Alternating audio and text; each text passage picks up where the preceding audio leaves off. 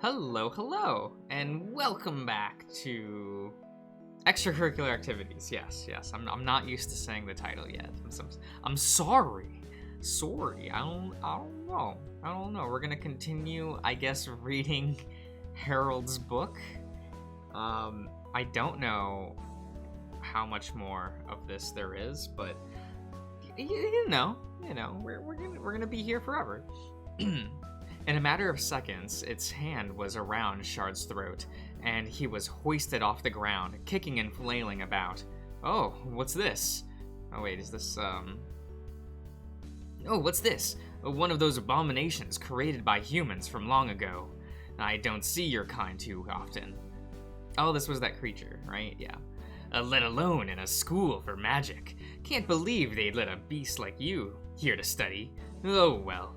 You'll be a treat for me, it said, grinning.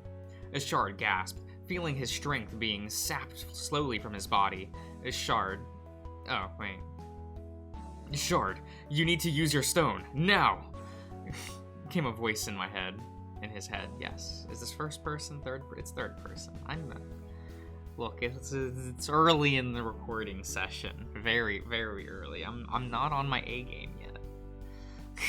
I never am, but you know.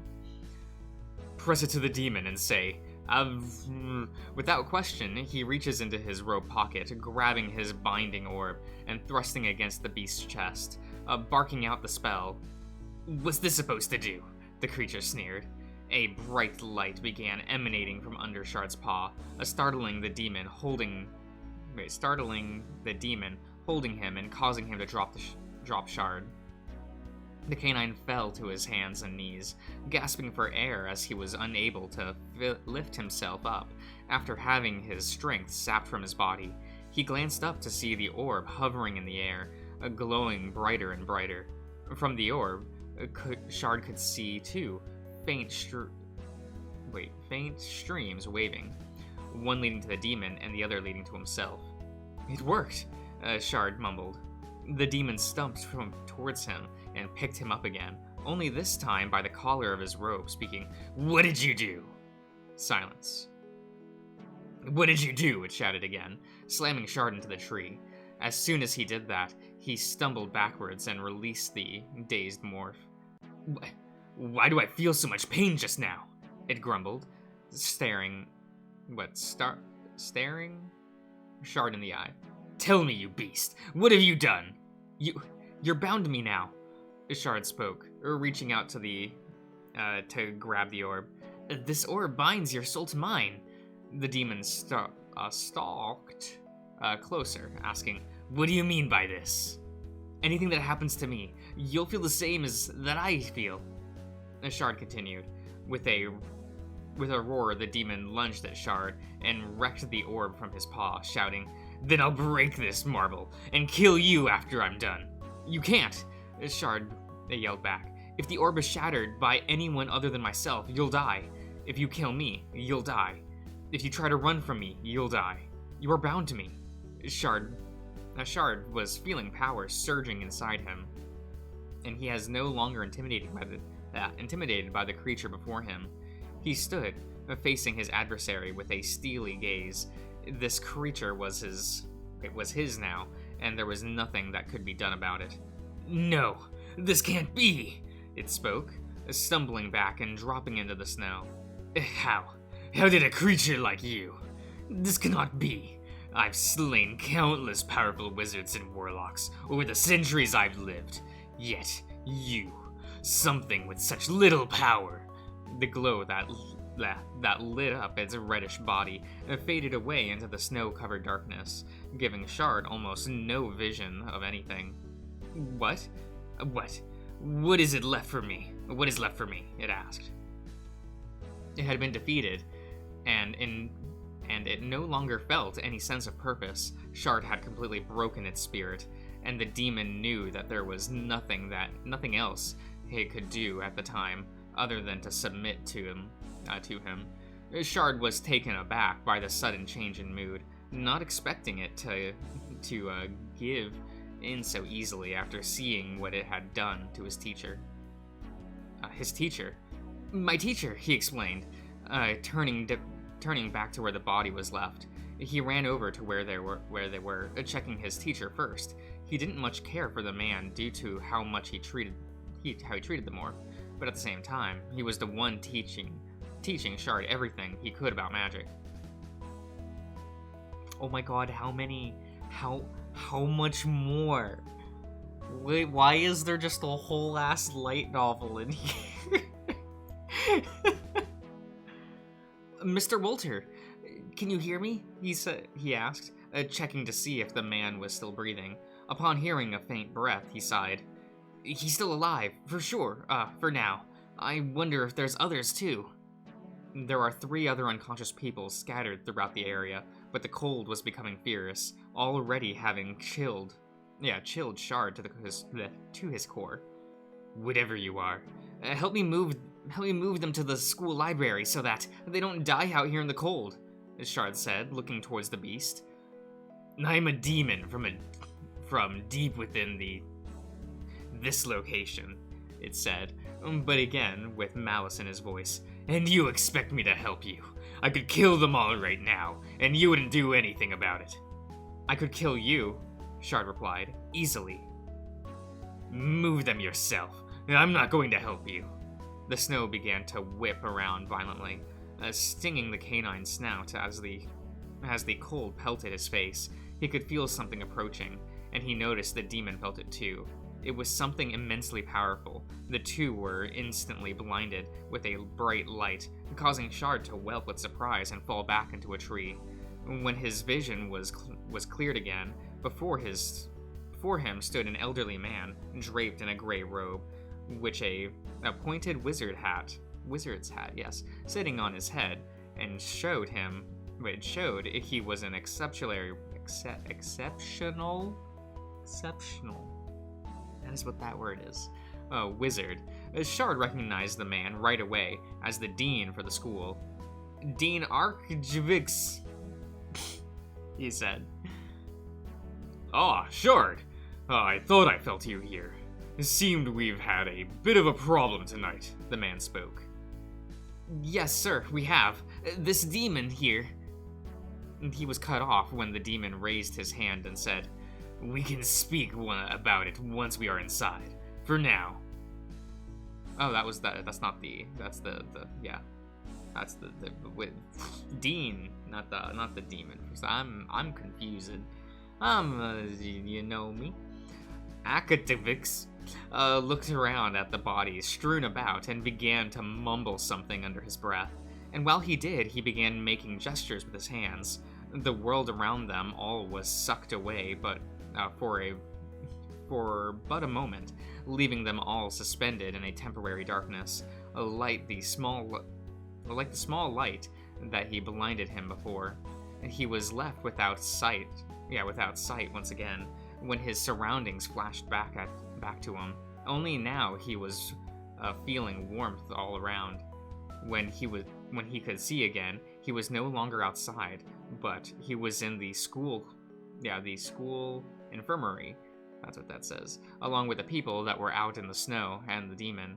There were several nurses around, bustling about, moving people into beds as if the dean had altered them to be prepared already.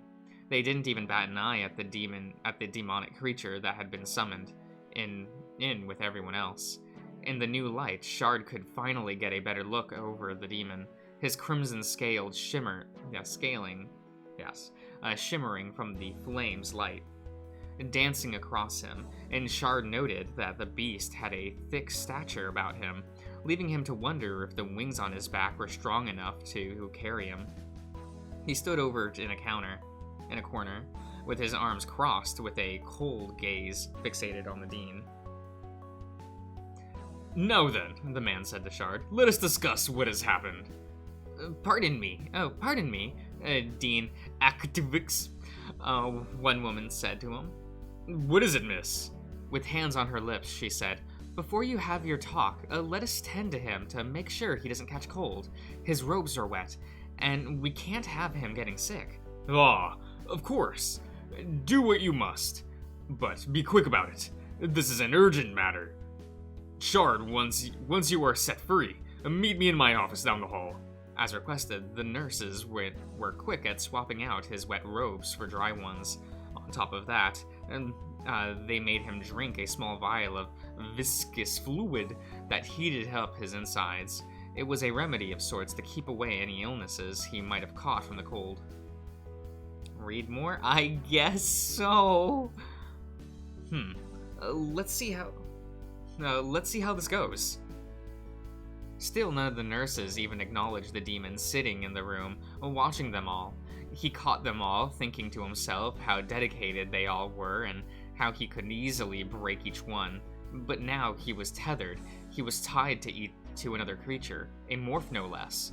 And with that, he could do nothing that he wanted without the risk of his own life being snuffed out.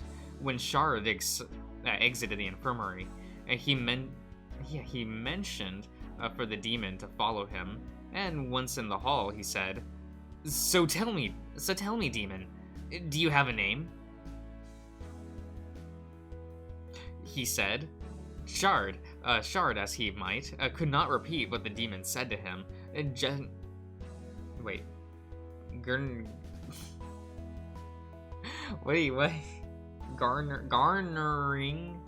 Garnering a snarl from the beast as he said, "Humans call me Zadal." Zadal? The Magic Eater. Magic Eater? That's what you did to the others? Zadal shoved Shard into the wall, looking devilishly at the morph while he spoke. "It is, and it's all I was going to do to you too." Once more, Shard was overtaken by the feeling of his body being drained of its strength, but Vidal pushed himself away after only a moment, a hint of disgust on his face. Shard clutched his chest, breathing deeply. The demon would still hurt him, even if it meant causing harm to himself in the process. He was having second thoughts about keeping the monsters around if he had no type of control over it. Zadal could do whatever he pleased, and Shard could do nothing to prevent it. "But now," he added, "I can do nothing to you without it affecting me." The door leading to the dean's office was open for the two to enter, and it creaked shut behind them. The room was full of magical items, and Zadal could feel the magic coursing through each one. It began to drive his hunger for the magic to the edge, but the old man sitting behind a gnarled desk had both eyes fixated on him.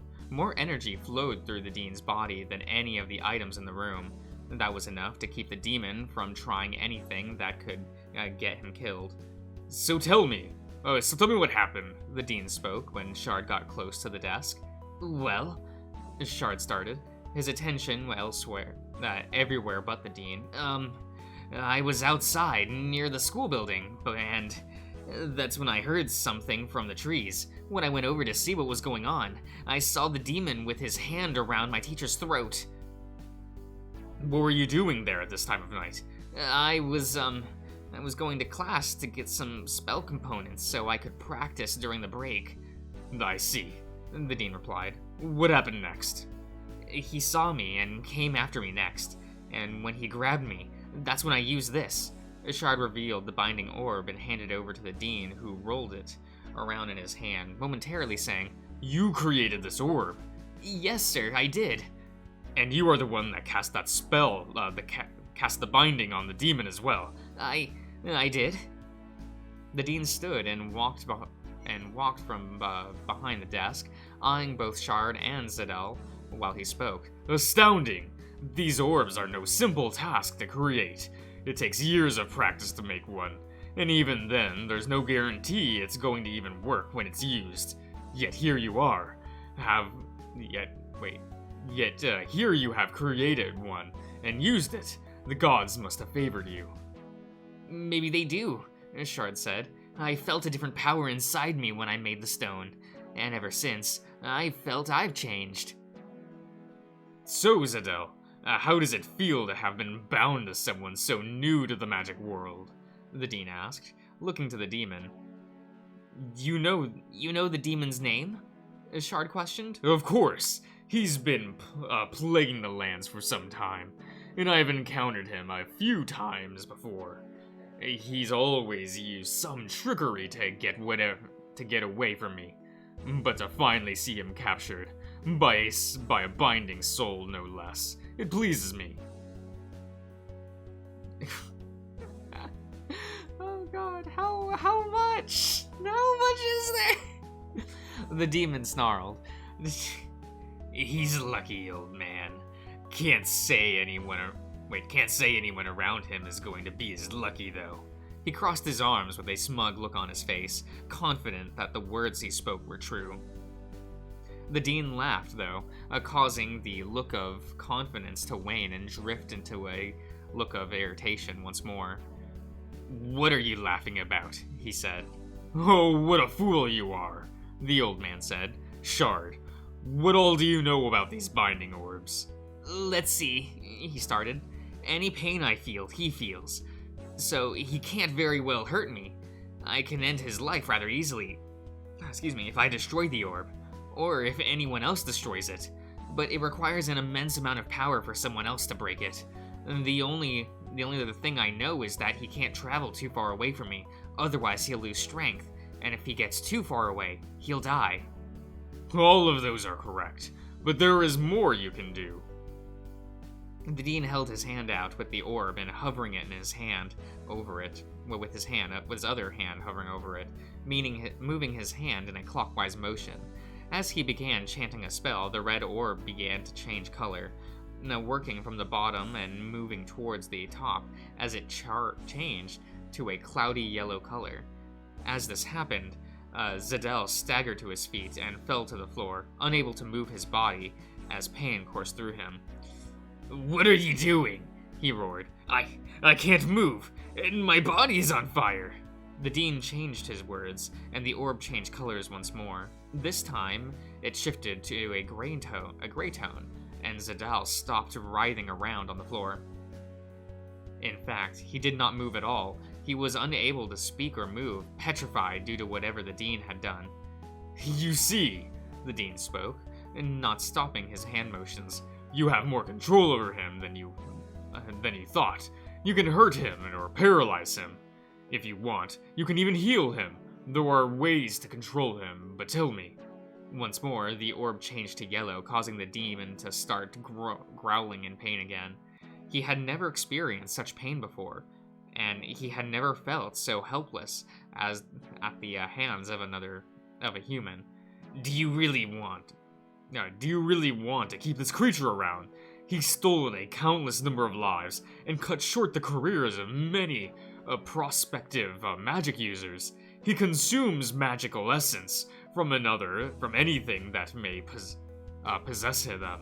This creature is evil, created for dark magic in that location hundreds of years ago. I could end his life right now and destroy your orb, but I am giving you that choice. You can destroy him now, or learn to control him. A beast that was created, Shard mumbled. The morph looked down at the monster, convulsing on the floor, still racked from the spell being cast on him.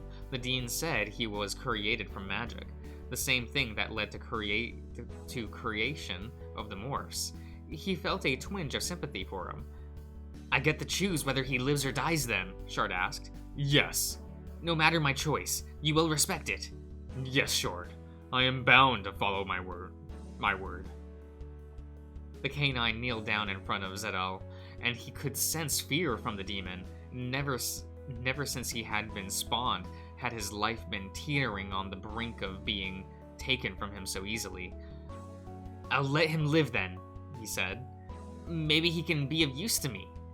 If that's what you'd like, then so be it, the dean said. But if he steps out of line, I will not hesitate to end him, and I'll expect you to do the same. Is that understood? Yes, I understand. Zadal was granted control back over his body, and the orb was returned to its creator. The demon pushed itself off the ground, breathing heavily as it spoke. You bastard! You can't keep me like this! More reading. Let's go. Loops, wait. I'll keep reading. This currently loops to part 7. What does that mean? I haven't been keeping track of the numbers. I've just been reading. The demon snarled. He's lucky, old man. Can't say anyone around him is going to be as lucky, though. He crossed his arms with a smug look over his face, confident that the words he spoke were true. The demon laughed, though, causing the look of confidence to wane and drift into a look of irritation once more. What are you laughing at? He asked. Oh, what a fool you are, the man said. Wait.